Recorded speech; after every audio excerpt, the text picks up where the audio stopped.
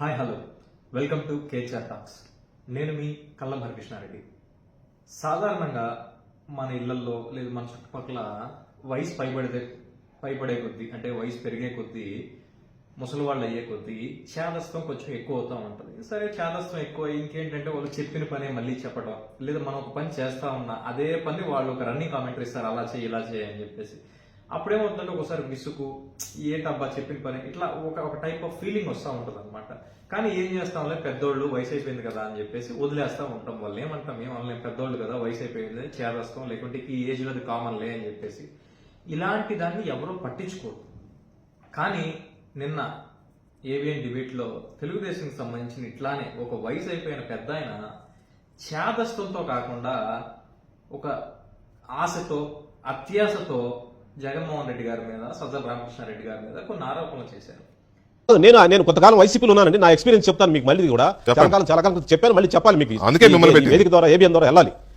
నాకు ఏం టెస్ట్ పెట్టాడు తెలుసండి సజ్జల రామకృష్ణ గారు, in the presence of Jaganmohan Reddy గారు, ఇంకొక సెక్రటరీ ఐఏఎస్ ఆఫీసరు, ఇంకొక మంత్రి, వీళ్ళందరూ 5-6 మంది ముందు నన్ను పెట్టి, నువ్వు చంద్రబాబును కొట్టు ప్రమాణ స్వీకారం, నువ్వు తిట్టు కమ్మవారిని తిట్టు నీకు పదవి, నువ్వు తెలుగుదేశం వాళ్ళ తిట్టు నీకు పదవి, చంద్రబాబు చొక్కా పట్టుకుని లాగు నీకు ప్రమాణ స్వీకారం. దిస్ ఇస్ ది టెస్ట్ అండి. నేను ఫేస్ చేసి చంద్రబాబును కొట్టాలా? నా పక్కన ఉన్న మంత్రి అన్నాడు, ఏమంటే ఆయన ఎట్లా కొడతారు చంద్రబాబుని? మీరు ఎట్లా కొడతారు?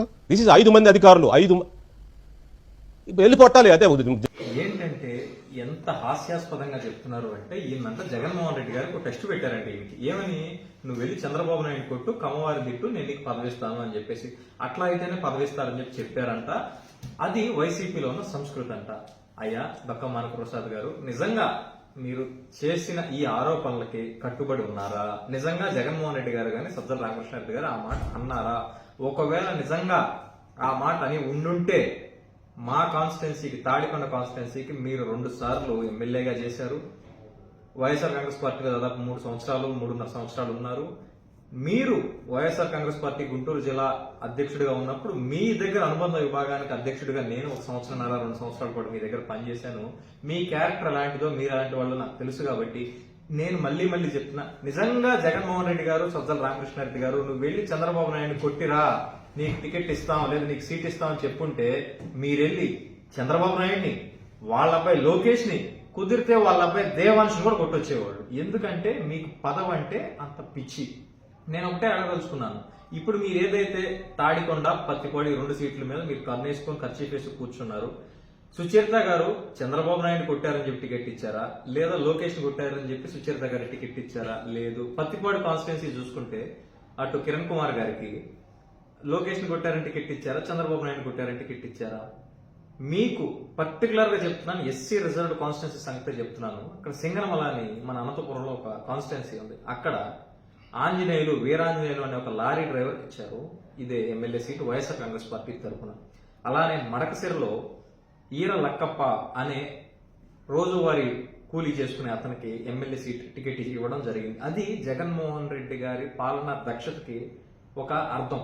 అంతేగాని మీరేదో మీ స్వార్థం కోసం మీకు టికెట్ ఇవ్వలేదని చెప్పేసి, వాస్తవం చెప్పండి. మీరు చెప్తారా, నన్ను చెప్పమంటారా? మీకు టికెట్ ఎందుకు రాలేదు, మీకు టికెట్ ఎందుకు ఇవ్వలేదు నన్ను చెప్పమంటారా? జగన్మోహన్ రెడ్డి గారిని నిజంగా మీరు మెప్పించలేకపోయారు. మీరు జగన్మోహన్ రెడ్డి గారిని మెప్పించలేకపోవడం వల్లనే మీకు టికెట్ ఇచ్చారు. కానీ జగన్మోహన్ రెడ్డి గారిని మెప్పించమని ఆయన కోరింది ఏంటో తెలుసా? అన్నా వరప్రసాద్ అన్న, నువ్వు నా నమ్మకాన్ని గెలువు, నువ్వు నా నమ్మకాన్ని గెలిస్తే ఖచ్చితంగా నీకు మంచి స్థాయి, మంచి పదవి నేను ఇస్తాను అని చెప్పారు. కానీ మీరు చేసింది ఏంటో చెప్పనా? మీరు ఎందుకు ఆయన నమ్మకాన్ని గెలవలేకపోయారో చెప్పనా? వైఎస్ఆర్ కాంగ్రెస్ పార్టీకి సంబంధించిన గుంటూరు జిల్లా అధ్యక్షుడిగా ఉంటూ ఎవరో తెలుగుదేశం పార్టీకి సంబంధించిన ఇప్పుడు ప్రస్తుత ఎమ్మెల్యే, అప్పటి ఇన్ఛార్జ్ వాళ్ళ బంధువుకి ఫోన్ చేసి, మీరు ఖచ్చితంగా రాబోయే ఎలక్షన్లో గెలవబోతున్నారు, మీ పార్టీ గెలవబోతుంది, వైసీపీ భూస్థాపితం కాబోతుంది అని ఎప్పుడు ఎన్నికలకు 6 నెలలు, సంవత్సరం ముందే వారితో ఫోన్ చేసి వారి మెప్పు పొందడానికి వైఎస్ఆర్ కాంగ్రెస్ పార్టీ జిల్లా అధ్యక్షుడిగా ఉంటూ మీరు వైఎస్ఆర్ కాంగ్రెస్ పార్టీ గురించి ఇంత నీచంగా మాట్లాడితే, ఆ విషయం జగన్మోహన్ రెడ్డి గారి దృష్టికి వస్తే అప్పుడు జగన్మోహన్ రెడ్డి గారు చెప్పింది ఏంటి? అన్నా, మిమ్మల్ని ఖచ్చితంగా నేను మంచి స్థానంలో ఉంటా, కానీ మీ మీద నాకు నమ్మకం కలగాలి, కాబట్టి మీరు నమ్మకం కలిగేలా ప్రవర్తించండి, పార్టీని డెవలప్ చేయండి, వేరే పార్టీ ముందు, వాళ్ళ నాయకుల ముందు మన పార్టీ గురించి తక్కువ చేసి మాట్లాడటం ఏంటి అని మిమ్మల్ని అడిగితే దాన్ని ఈ రోజు మీరు మీ స్వలాభం కోసం జగన్మోహన్ రెడ్డి వెళ్ళి నన్ను కొట్టరమ్మన్నాడు, సజ్జల రామకృష్ణారెడ్డి వెళ్ళి నన్ను కొట్టరమ్మన్నాడు అని చెప్పి కాకమ్మ కబుర్లు చెప్తా ఉన్నారు.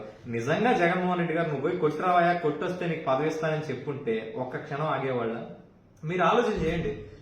మీరు ఎలక్షన్లకు ముందు 2019 ఎలక్షన్లకు ముందు టీడీపీలోకి వెళ్ళి అక్కడ ఎమ్మెల్సీ తీసుకొని 2019లో వైఎస్ఆర్ కాంగ్రెస్ పార్టీ ఎలక్షన్ లో గెలిచి గవర్నమెంట్ ఫామ్ చేసిన తర్వాత ఇక్కడికి వచ్చి అప్పుడు కనీసం మీరు 2019 ఎలక్షన్ జగన్మోహన్ రెడ్డి గారికి వైఎస్ఆర్ కాంగ్రెస్ పార్టీకి ఓటైనా అయినా మీరు గెలిచిన తర్వాత పార్టీలోకి వస్తే మీ సీనియారిటీని గౌరవించి మీకు మళ్ళా ఎమ్మెల్సీ కంటిన్యూ చేసి ఆ ఎమ్మెల్సీ పదవి కాలం పూర్తయిన తర్వాత జిల్లా అధ్యక్ష పదవి ఇచ్చి ఆ తర్వాత కూడా ఖచ్చితంగా మిమ్మల్ని ఎక్కడో అక్కడ అకామిడేట్ చేద్దామన్న ఉద్దేశంలో జగన్మోహన్ రెడ్డి గారికి మీరు ఇచ్చిన బహుమానం ఏంటంటే జగన్మోహన్ రెడ్డి గారిని నమ్మకుండా వేరే వారికి ఫోన్ చేసి వేరే వారితో సంభాషిస్తూ ఈ పార్టీ గెలవదు, ఈ పార్టీ రాదు అని చెప్పి జిల్లా అధ్యక్షుడు హోదాలో ఉండి మీ నమ్మకాన్ని మీరు కోల్పోతే పోగొట్టుకుంటే అప్పుడు జగన్మోహన్ రెడ్డి గారు పిలిచి మీకు చెప్పిన మాట, అన్న నువ్వు నా నమ్మకాన్ని గెలువు, ఖచ్చితంగా నీకు అవకాశం కల్పిస్తానని చెబితే దాన్ని ఈ రోజు తెలుగుదేశం పార్టీలో కూడా నీకు ఏ పదవి ఇలేదు కాబట్టి, నీకు అటెన్షన్ కావాలి కాబట్టి, పదవి లేకుండా ఉండలేకపోతున్నావు కాబట్టి